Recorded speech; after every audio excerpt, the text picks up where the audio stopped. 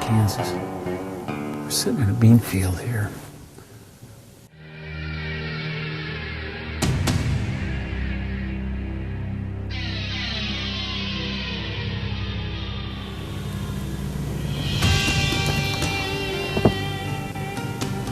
There's another deer there. Let's see him. I see legs. He ain't coming in yet if it is a buck. It's a buck, he's a shooter.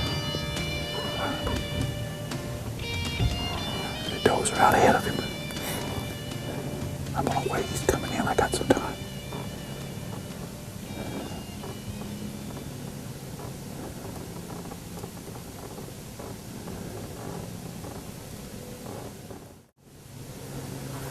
I'm gonna have to turn this down because I'm losing light.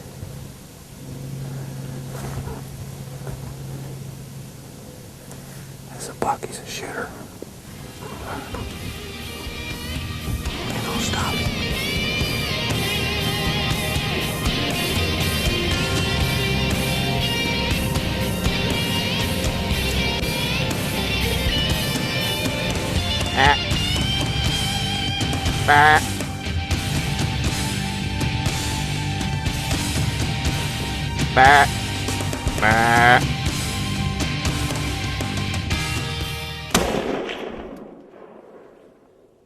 Even though he's down right there, I can see him, but we're gonna wait. We're gonna wait about 20 minutes. It's gonna get dark, but he's not going anywhere, and we're gonna wait to make sure.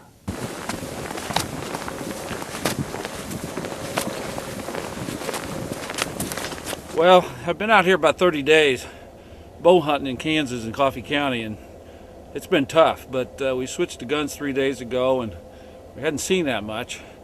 But then it snowed, as you can tell, 10 to 12 inches last night, so we came out tonight, and I was lucky enough to get this guy to walk out just before it got dark, and I made a good shot at about 100 yards, so I've really enjoyed the time over here from the G3 Sportsman. This Coffee County, Kansas. It's all good. When I went out the next morning, I was just going to scout a little bit and try and get up really high and see if I could figure out, you know, what I was doing wrong, because I was mostly seeing just does and smaller bucks, and Right. went up on top of that hill and sat there in that snow and watched, and those deer just started popping up. Yeah. Like pop-up targets in that prairie grass. You know, you couldn't see them when they were laying down at all. It's like the old trap door thing, isn't it? Yeah, you couldn't see them when they were laying down at all, and one at a time they started popping up.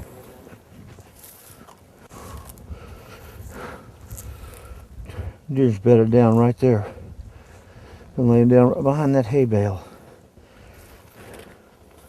I've come to the highest place I can find on the property, where I can see 300 to 1,000 yards in almost every direction, to try and figure out where these big bucks spend the dead of the winter on this property, because I'm at a loss. I'm just stumped. So I'm going to sit here, see what I can learn for next season, and just glass everything to try and figure out where the big bucks are bedded down.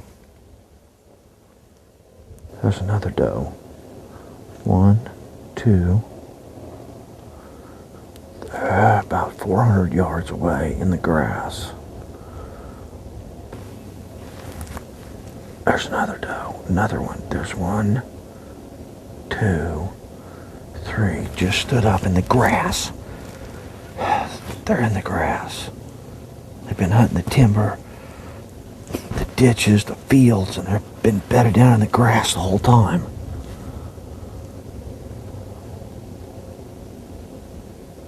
There's another deer. That's a buck. That's a pretty decent buck. He's gonna cross that fence right where she did. And that's about 319 yards, so I'm gonna get ready to take this shot. I have to get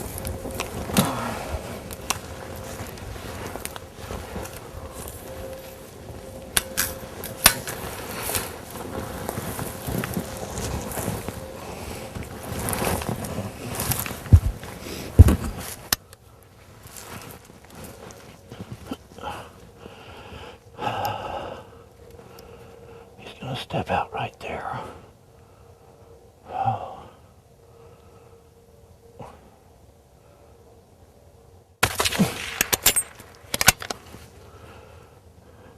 Hit, he's down.